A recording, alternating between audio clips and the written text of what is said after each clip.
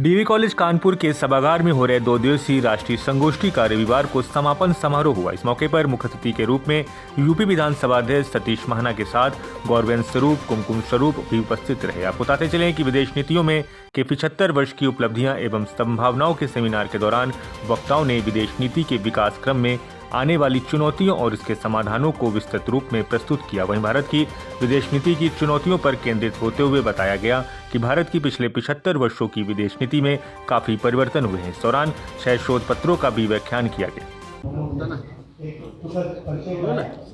किसी देश की विदेश नीति इस देश के आम व्यक्ति को भी प्रभावित करती है। प्रायः इस बात को हम मान लेते हैं कि विदेश नीति से हमारे को क्या मतलब, रक्षा नीति से हमारे को क्या मतलब, इकोनॉमिक नीति से हमारे को क्या मतलब। आम व्यक्ति और विशेष रूप से जो इससे प्रभावित होते हैं, चाहे वो व्यापारी हों, चाहे वो इंडस्ट्रियलिस्ट हों, चाहे वो उद्यमी हों, सारे के सारे लोग इससे प्रभावित होते हैं। तो ये यहाँ पर जो 2 दिवसीय सेमिनार है हमारी विदेश नीति के हर परिप्रेक्ष्य के अंतर्गत, चाहे वो इकोनॉमिक हो, चाहे वो रक्षा से संबंधित हो, चाहे वो ट्रेड एंड कॉमर्स से संबंधित हो, उसके बारे में यहाँ पर चर्चा होगी। बहुत सारे एम्बेसडर्स जिन्होंने अपने भारत को विदेशों में रिप्रेजेंट किया हुआ, बहुत सारे ऐसे विद्वज्जन जो विदेश नीति के बारे में जानते हैं, सब लोग यहाँ उपस्थित हैं।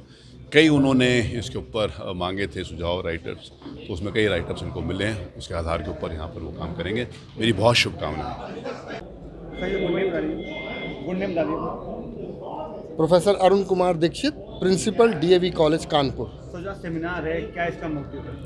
ये सेमिनार भारतीय विदेश नीति के 75 वर्ष सफलता और संभावनाएं विषय पर आयोजित किया गया था, जिसमें 5 एम्बेसडर्स और करीब 20-25 प्रोफेसर्स देश भर से और 2 मेजर जनरल और 1 लेफ्टिनेंट जनरल ने प्रतिभाग किया और 400 से ज़्यादा डेलीगेट्स ने प्रतिभाग किया, जिस पर भारतीय विदेश नीति के 75 वर्षों के इतिहास के क्रम पर एक विहंगम दृष्टि डाली गई और भविष्य में कैसी विदेश नीति होनी चाहिए उस पर चर्चा की गई। क्योंकि विदेश नीति किसी एक निश्चित समूह का निर्माण का कार्य नहीं है, ये आम जनता की इसमें सहभागिता होनी चाहिए। ये निष्कर्ष निकल करके आया है, तभी हमारी विदेश नीति सफल हो सकती है, मजबूत हो सकती है और सारे विश्व में हमारे भारतवर्ष की बात सुनी जाएगी।